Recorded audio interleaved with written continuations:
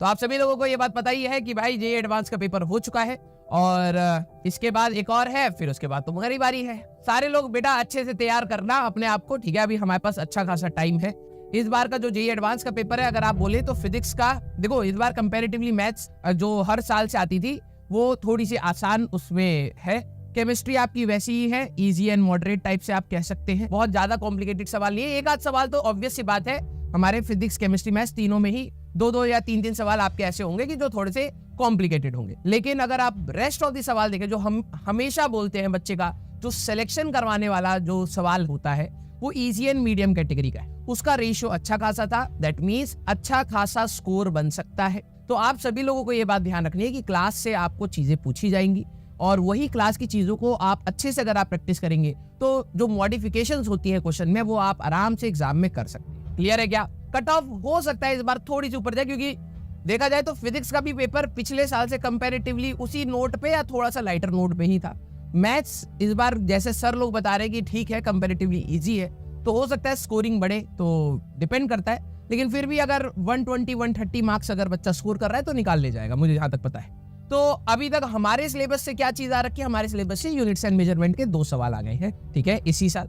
और मैं आपको हर बार कहता था कि भाई देखो यूनिट्स एंड मेजरमेंट देखने में वैसे लगता है कि यार ये छोटा सा चैप्टर, लेकिन एडवांस इसको हमेशा, क्योंकि एक्सपेरिमेंटल पार्ट से रिलेटेड रहता है, तो एडवांस हमेशा इसको थोड़ा सा इंपॉर्टेंस देता है। उन्होंने इस बार देखा जाए तो 11th का जो फर्स्ट पार्ट जो हम लोग पढ़ने वाले हैं उससे सवाल काफी कम है। सीधे रोटेशन से ही सवाल है, ना ही kinematics, laws of motion, circular, ठीक है, इधर से कोई भी हमारा सवाल नहीं है। सीधे रोटेशन से ही सवाल है और रोटेशन से भी 2 सवाल, आई थिंक 2 सवाल है और एक में मिक्सचर ऑफ द कंसेप्ट। तो अभी आप बहुत सारे चैप्टर पढ़ेंगे, आपको इस साल का कोई सवाल नहीं मिलेगा।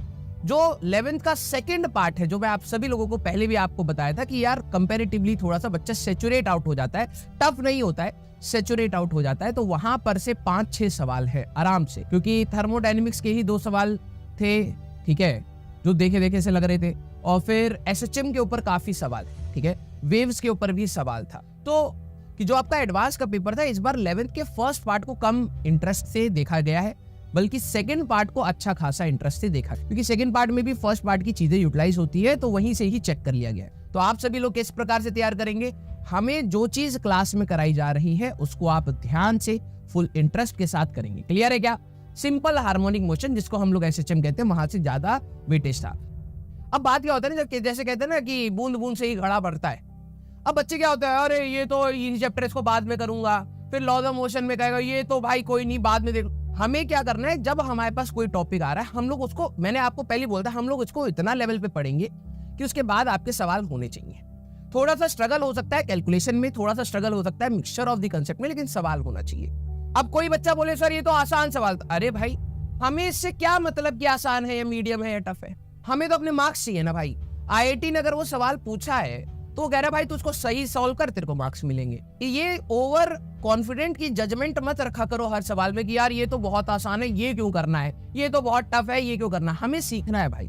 यही एग्जाम टेम्परामेंट में जब आप प्रैक्टिस अच्छी करते हो तभी आप एग्जाम में शांत दिमाग से कर पाओगे। अगर आपकी प्रैक्टिस अच्छी नहीं है तो आप एग्जाम में हमेशा पैनिक मोड में ही सवाल को करते हो और गलती होने के चांसेस होते हैं। जितने भी क्रिकेटिंग फैन हैं, क्या मिल रहा है तेरे को आरसीबी लिख के, तब से लिख रहा है तू 2 कौड़ी का ढोंग कर रहे हो यार, और फिर कह रहे कुछ बच्चे स्माइल कर दो।